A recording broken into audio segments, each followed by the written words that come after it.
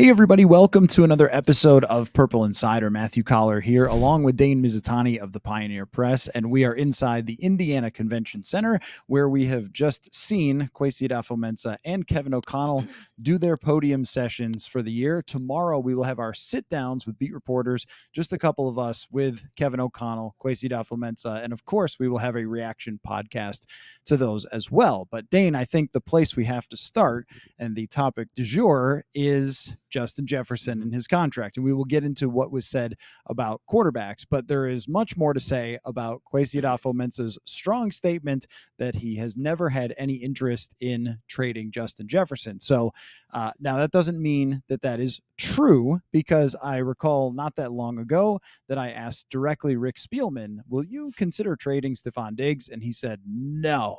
And then he traded Stephon Diggs. But I think in this case, based on everything we know about the situation, everything we know about Justin Jefferson, where he stands within this organization, how Kwesi Adofo-Mensah and Kevin O'Connell feel about him, it is hard for me to believe that Kwesi was lying up there at the podium. Everybody has a price, but he mentioned early in his discussion, there's Arif Hassan behind us. Someday you'll get on this podcast, Arif. He mentioned early in his comments about things that he wished he could respond to. And you had a great follow-up to say, like, are you referring to the rumors of potential trades for Justin Jefferson? And he basically said, yes, I was referring to that. And no, I have no interest in trading him. So your reaction to what he said about Justin Jefferson, negotiations, and trade possibilities? Yeah, I think the initial reaction just has to be that it's not happening, right? And you are right when you say sometimes not just football general managers, but general managers across sports will say something and then use that as leverage and then go do the complete opposite thing. But this does not feel like that. This feels like Kwesi Adofo-Mensah was given the opportunity to basically put water all over those rumors and reports that have come out saying maybe they will make Justin Jefferson available via trade. And he oftentimes when we talk to him, he doesn't give straight answers. It's a lot of talking around or a lot of words. This was a very quick 2-sentence. That's not something I've ever considered. When you have players like that, you keep them around. That's good enough for me. And I think that needed to be said at some point this week, because the way that things work in this current media landscape, and we're a part of it, I get it, but something gets reported, if it's true or if it's not true, it doesn't really matter. It gets legs, it spreads on Twitter, the aggregators pick it up, and all of a sudden it's fact.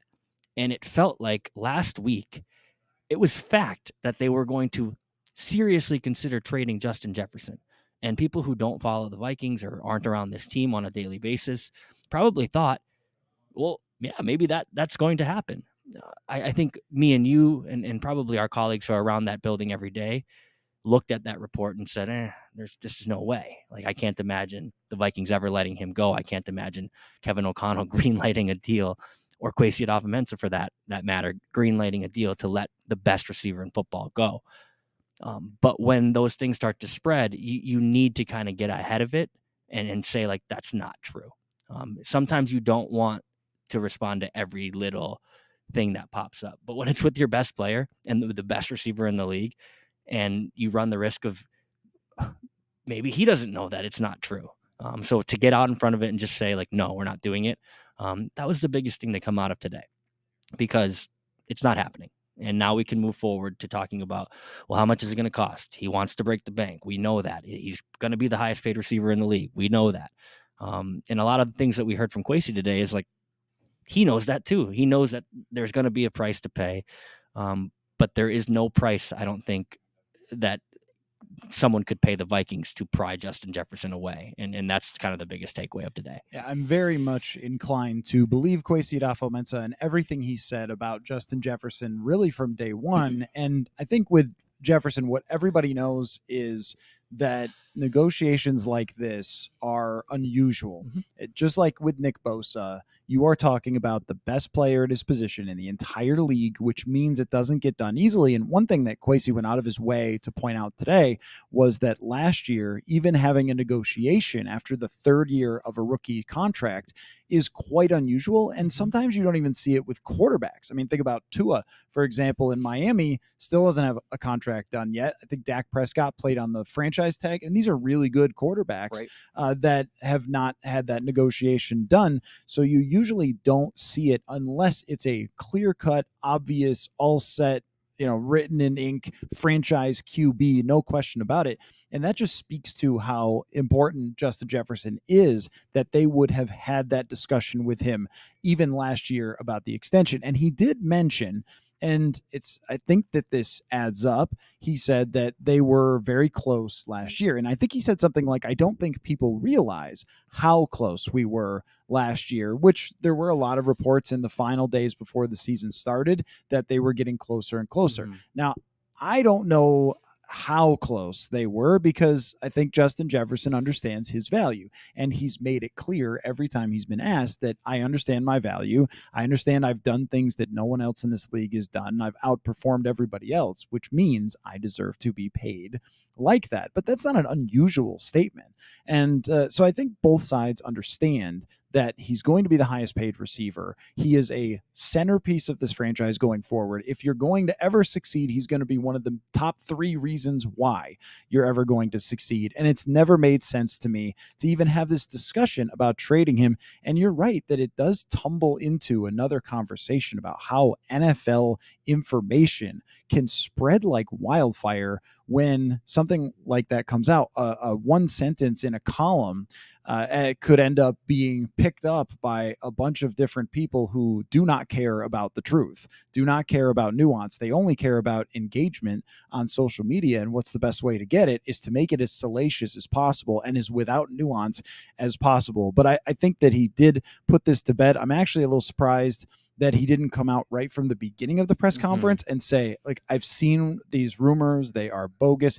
And he also mentioned, and I think this is very important, that Justin Jefferson told him, and he agreed to this, as he should, that they're not going to negotiate through the media, that they're not going to negotiate with rumors. They're not going to put it out there.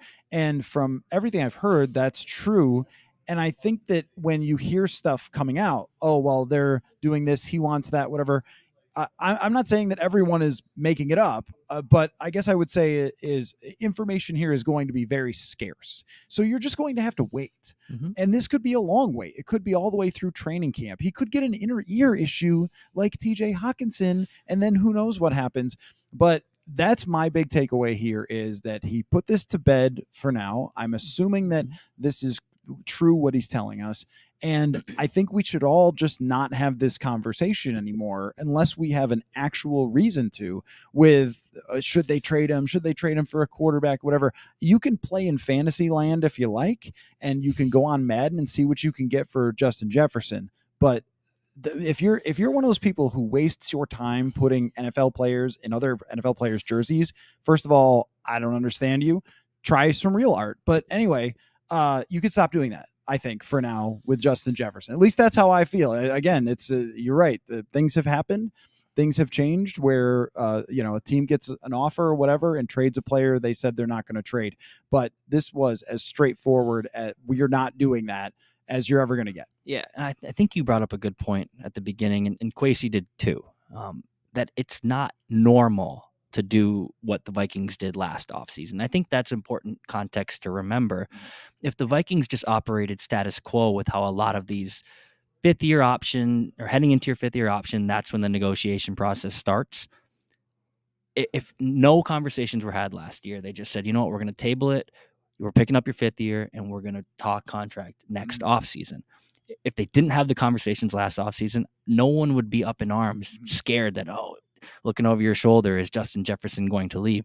You just wrote something spot on Purple Insider that I think there is like a defense mechanism, especially within Minnesota sports, is like, well, we have to start talking about, is this guy going to leave? Because they always leave in Minnesota, or they always trade away the good player, or we always get, the short end of the stick.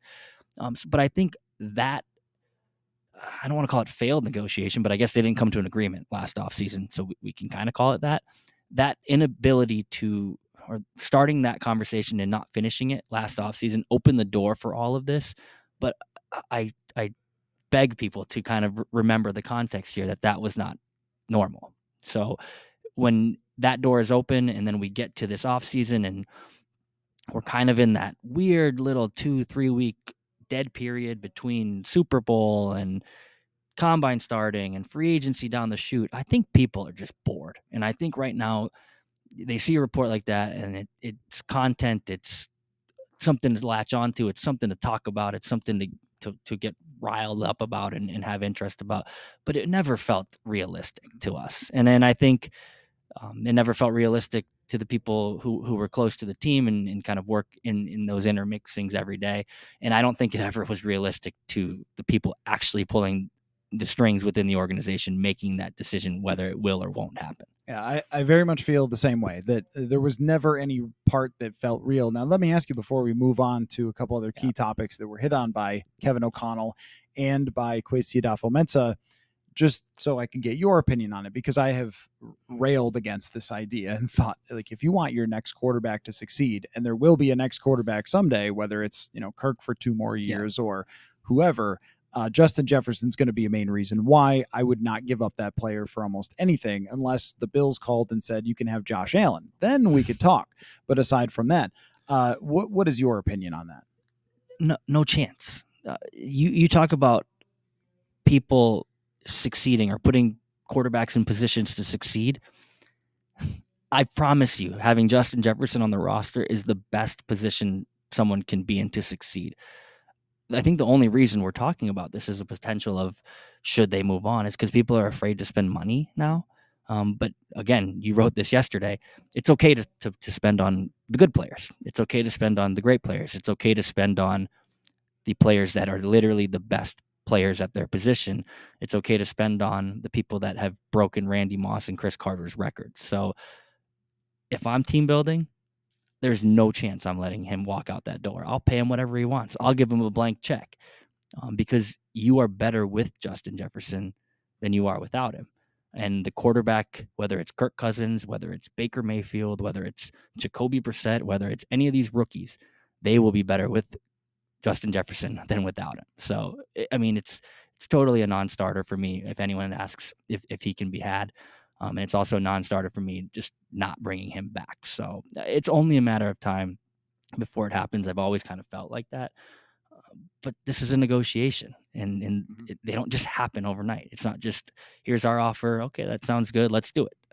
It was always going to be drawn out, especially when we're talking about this much money. That was another notable thing that Kwesi Adofo-Mensah said, is that he said that they would love to get a deal done today, which is obvious. Of course they would, but that deadlines make deals, and they will have a deadline that is going to be the start of the season. And it might mean Justin Jefferson not participating in training camp. He did last year, and I gave him a ton of credit for that, but I won't criticize him for sitting out, because Nick Bosa sat out, and guess what? He was still Nick Bosa. These guys are going to be ready to play at that level, but that's just the type of timeline we might be talking about. And it did not seem on the other end. So clearly the headline is he shoots down any sort of rumors, but the other end of that was he made it sound like it's going to take a while, that we're in communication, whatever, and deadlines make deals. He wasn't saying, oh yeah, guys, keep your phones on and wait for that Adam Schefter tweet to drop, because it's happening. There are some times where we do a press conference and then they break news like the next day, and you go, oh, well, I wish we had that yesterday. I don't think that's going to be the case this time. We're going to be waiting a while. Let's get to a real quick note before quarterback, which is on Danielle Hunter. That one sounded less hopeful. That was, hey, who wouldn't love Danielle Hunter on your team? But I think he said the player has interests too. And that made me think that maybe Danielle Hunter has interests in getting way more money than the Vikings are willing to give or have to give. And also, if I'm Danielle Hunter, I've got to reach the point where I'm looking at the defensive line going, we once had Everson Griffin, Linval Joseph, Tom Johnson, Sharif Floyd. Like we've had all these great defensive players, Sheldon Richardson, and now we have, there's no one under contract except for Harrison Phillips. And last year he was asked to be the whole pass rush all the time. And so it might be a situation where Daniil just says, I love Minnesota, is where I want to be, I want to come back. But when you look at the money that some of these teams have, you look at a Houston Texans, a Chicago Bears. I mean, there's teams that are on the rise who could give longer term contracts. I just did not get as much enthusiasm from him about the Daniil thing as it felt like with Justin, where there was some vigor there, there was some bite. Like we're gonna do this, we're gonna get this done. With Daniil, it was, well, you have to understand that, and the thing about that is, and so I guess I was never in the camp of believing that they were going to get Hunter back at any sort of discount or at their price. But now I feel farther away from Hunter returning than I did even before.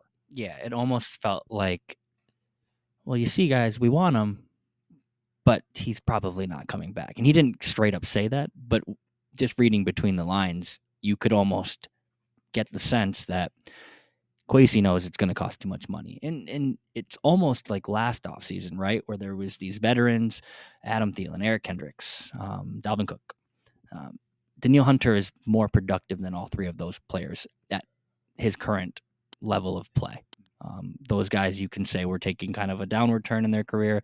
Daniil Hunter might at some point, but he just had like 15 sacks. So he is better than those players were last year. But what we saw last year was that Kwesi has a line in the sand that he's not really going to cross and he's not going to compromise on.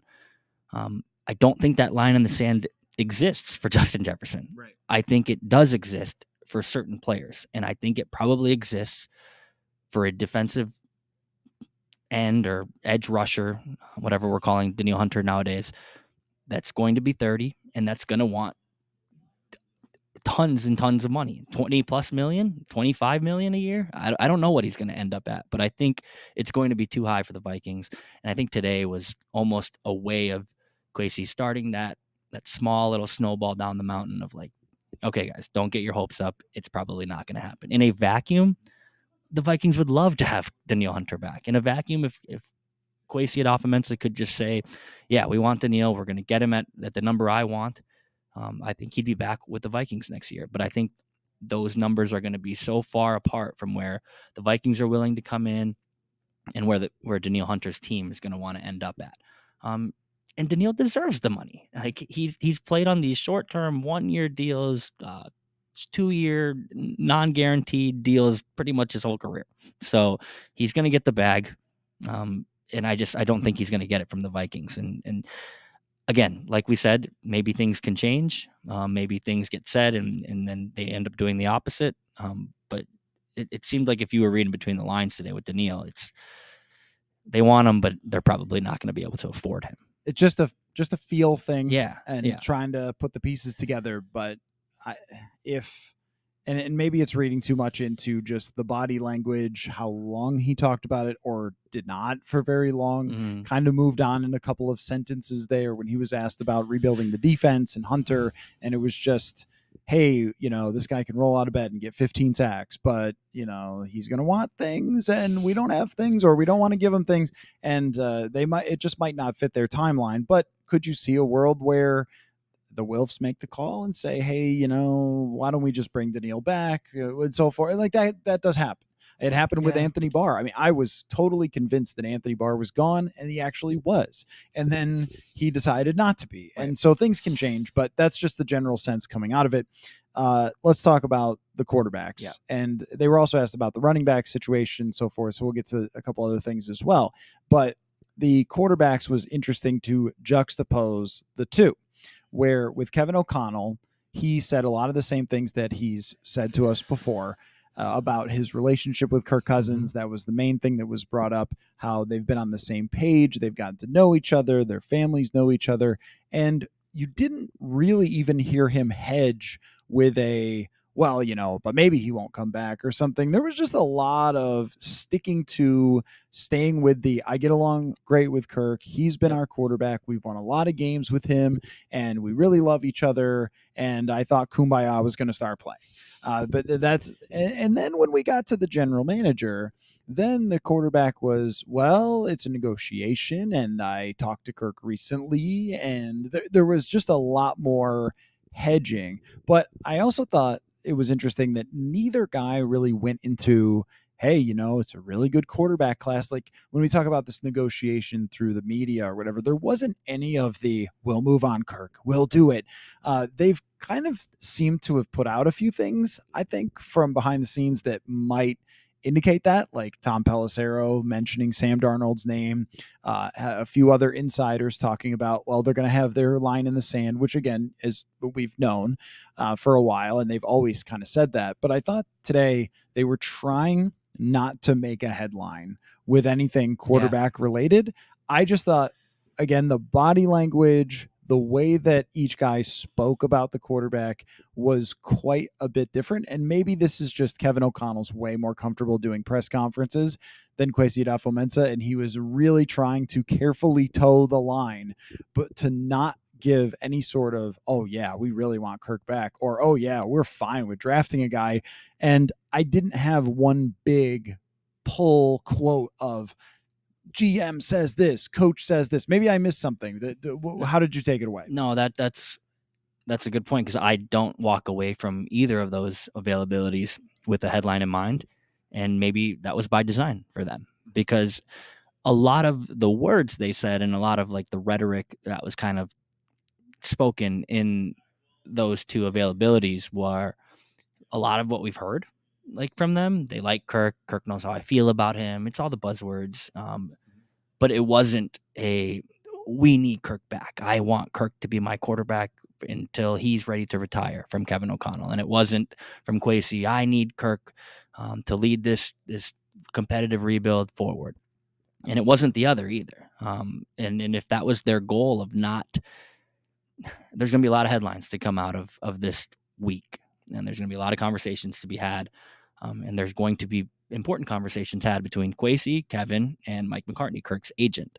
And if your goal on a Tuesday of the NFL Draft Combine was to not show your hand or not move forward with any sort of narratives that can be kind of construed, then they effectively did that today, because you didn't really walk away with that feeling or getting a huge sense on where they're going with this. I think kind of like Daniil, like they're in a perfect world for Kevin O'Connell, like in a vacuum, he'd probably just have Kirk Cousins back, because there's less. I mean, some people would argue there's just as much risk involved, but there's less risk involved, I think, from Kevin O'Connell's standpoint, getting a quarterback who's 2 years into the system and was playing well before he tore his Achilles.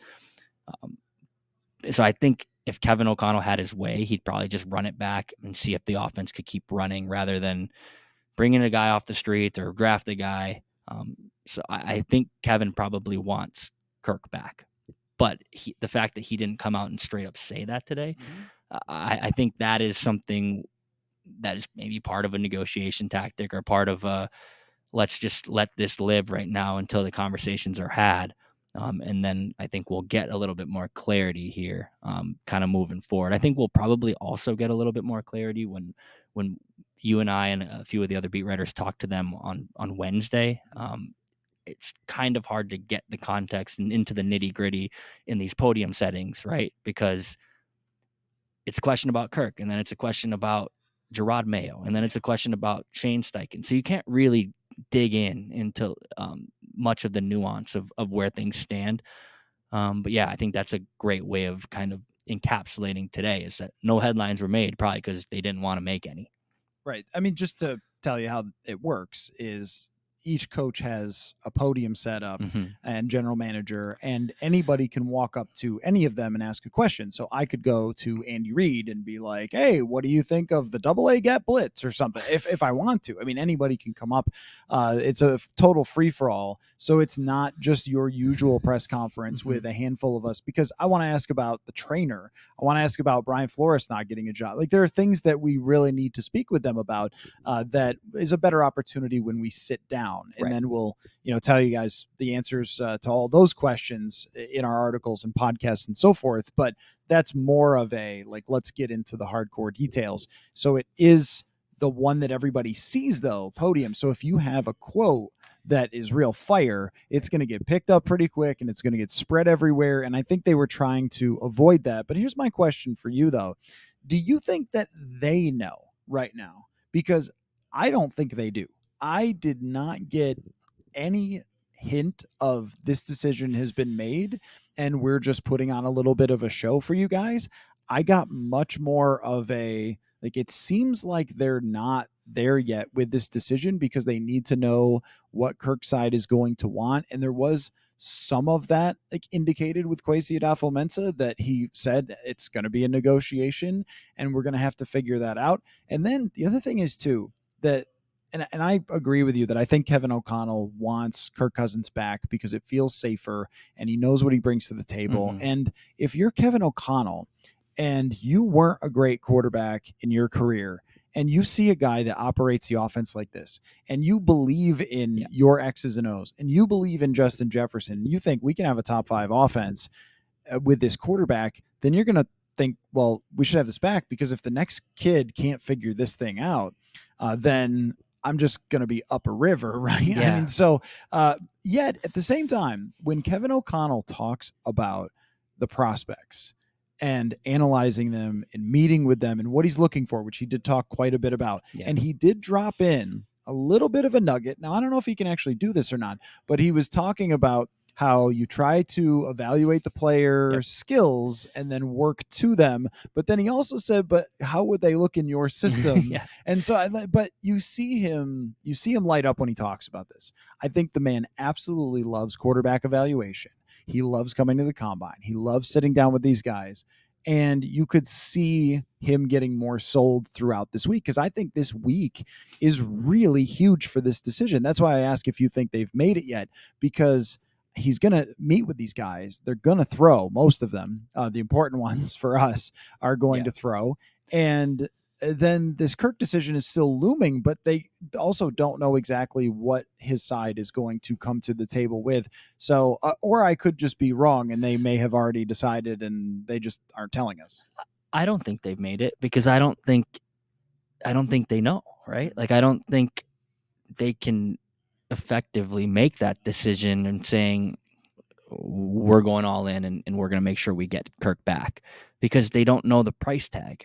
And I think that's what this week is really big for, is aside from Kevin O'Connell and Kwesi and the entire staff getting to see Michael Penix Jr. throw and Bo Nix throw and JJ McCarthy throw and get to talk to them and do these interviews. And that's what I think a lot of people think of the draft combine as, is like face-to-face interaction with these prospects. This week is also big on talking to the agents, figuring out what the heck it's going to cost to bring the guy back. And that's just on a relative basis. These conversations are being had by every GM with every agent that's here. But to answer your question about, do I think the Vikings brass knows what they want to do with Kirk? Like, I don't think they possibly could, because I don't think they've really drilled into those what's it going to cost conversations. I think they have an idea of what it might. I think they definitely have an idea of what they're willing to do.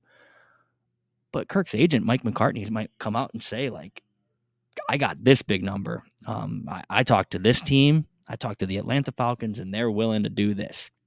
I'd be a horrible negotiator because that's not how it's going to go. But I think this week is big on figuring out where both sides stand. So I don't think they can know, possibly, at least with full confidence, which way they want to go yet, because there probably is a number that would make them say, no, we'll move on. And if that number is out there and that number is uttered, then they probably will move on. And I think it is a good point about Kevin O'Connell almost warming up to the idea of, like, I could mold a quarterback in my system. I think when it's fresh during the season, when he's seeing Kirk Cousins really grasp it and really sling it and look phenomenal against the Green Bay Packers, and then he's kind of having to deal with Josh Dobbs and the immediate regression we saw from him, and then he's having to deal with Nick Mullins and the 1,000 interceptions he threw. I think it's easy in that moment to say, like, I need Kirk back. But I think when we've had now 2 months to kind of let the dust settle. I think Kevin can probably see a little clearer too that there isn't just one option. If it's not like if Kirk's gone, I have to play with Josh Dobbs. It's I'm sorry, Josh Dobbs. But I think if he never sees Josh Dobbs again, he'll be he'd totally be fine. Yeah. But I think there was probably that binary way of thinking for a while when Kevin O'Connell was at TCO Performance Center in Egan till 2 a.m. being like, how the hell am I going to make this work? There is another option if you move on from Kirk Cousins, and it's not one where your offense doesn't function. And he didn't come out and say it because he was effusive in his praise for Kirk Cousins today, but you could kind of get the sense that like maybe he would warm to the idea of going somewhere else. So don't think the decision's been made. I think it will probably not be fully made by the end of this week, but I think they will be a lot closer by the time they go back to Minnesota than by the time they left yesterday. One thing I do know about the NFL in general that makes me wonder about where they stand is usually teams have to fully buy into a guy if they're going to spend a first round pick on a quarterback. And this group has some real talents, but also some guys that there's a lot of debate over. Yeah. If you even follow, this is a funny thing about, well, players know this or players know that. You follow former players on Twitter and they give their opinions on quarterbacks and things like that.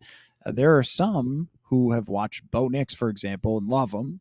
And there are others who think that he was a check down artist or something, which, isn't statistically true, but it doesn't matter because a lot of, his passes came with screens. And Kevin O'Connell, not known for his screens at all. But, then there's, someone like McCarthy who is more moldable, and that might be intriguing to Kevin O'Connell.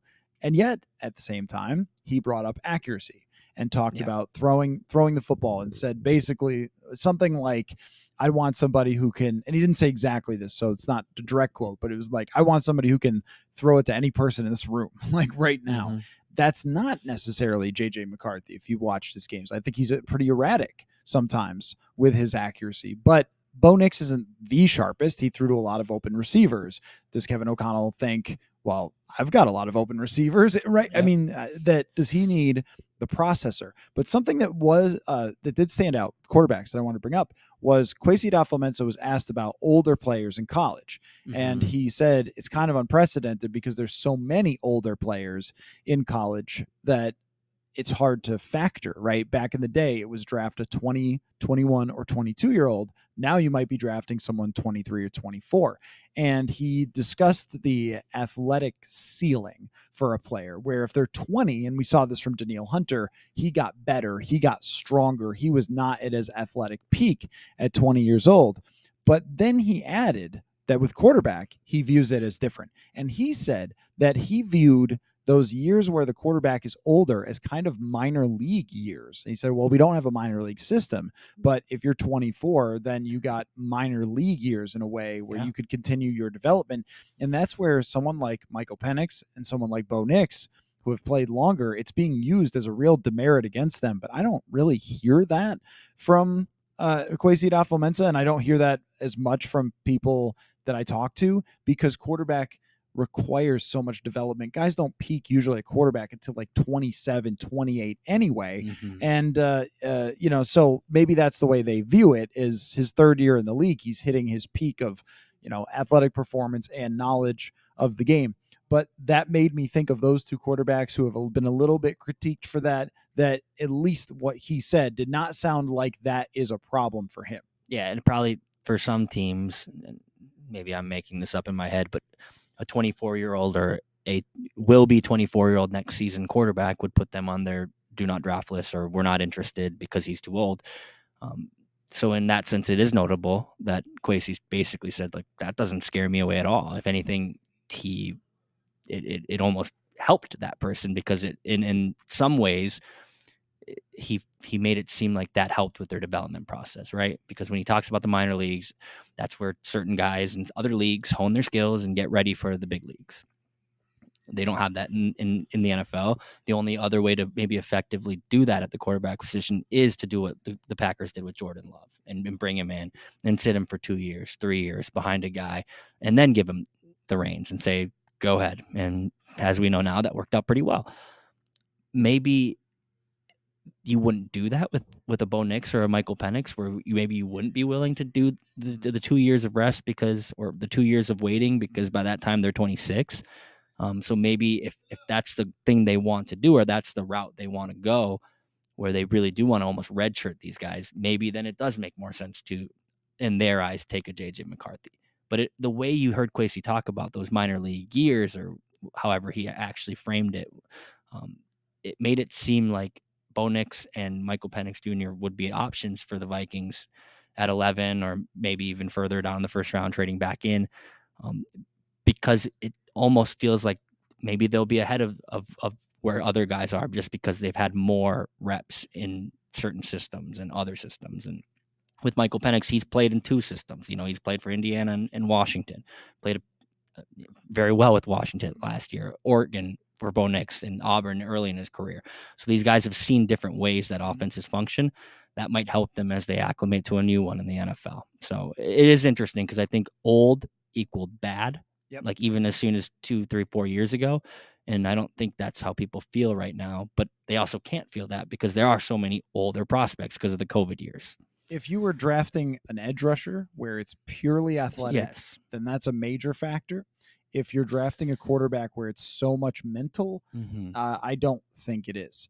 But maybe for some teams it was historically there's just not a lot to work with, and Kwesi mentioned that as well, where there's just not, you can't go back in time and go, well, here's all the 24-year-old quarterbacks, because there's just not that many. Yeah. The most recent I could think of is Joe Burrow. Was a little on the older side, and that was a criticism of him, and it turned out that he was just NFL ready. But right. CJ Stroud was young and he was NFL ready too. Any path you try to take that like gives you the answer about a quarterback, it doesn't, because there's always counter examples to just about everything.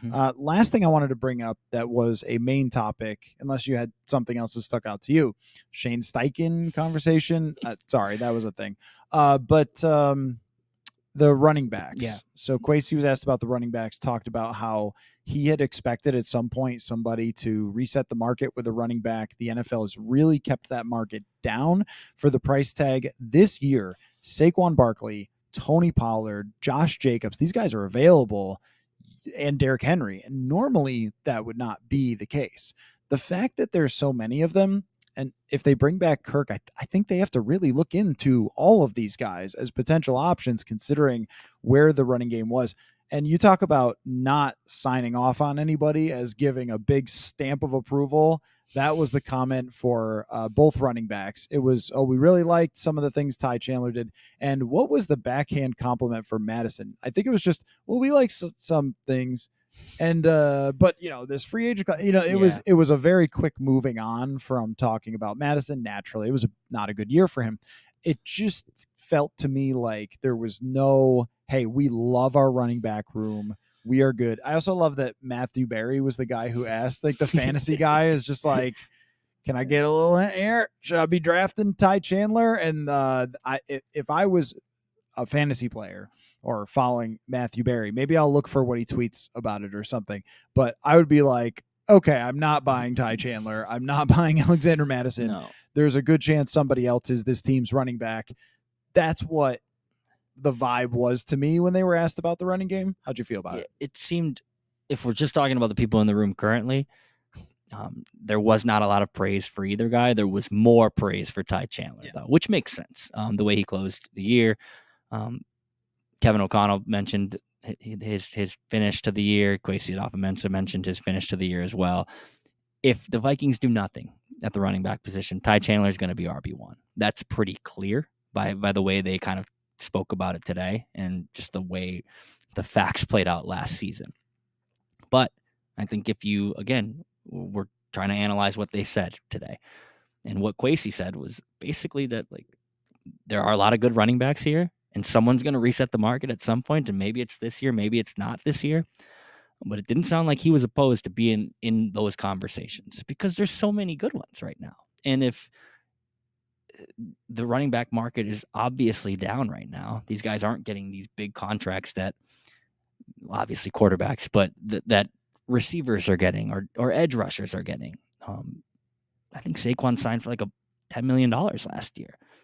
like that's like a slot receiver now. Like it actually could be a good deal. Yeah. If you think the guy could still play. Right. So I think he would entertain, and he certainly made it seem like he would entertain the idea of bringing in maybe a Saquon Barkley. And it sounds so crazy when you think about it, because like not long ago, running backs were viewed as very, very valuable. And like, how the heck are the Vikings going to be able to afford Saquon Barkley when they also have to pay Justin Jefferson? Well, you can now because You might be able to, yeah. Yeah, because running backs aren't in high demand, at least in the sense where they have the leverage to ask for the moon and the stars. They don't anymore. So that's something I think people need to kind of reframe their thoughts on, is like, you actually might be in the market for a running back. Even if you think this guy's too expensive, he might no longer be. I think we have this thing in our brain that is just how we grew up. The league it was so heavy on running backs. These guys get paid. You graduate to a certain level and you make X amount of dollars after that. Sucks. If I had a son, I wouldn't make them a running back, because they're not going to get the bag like some of these other positions.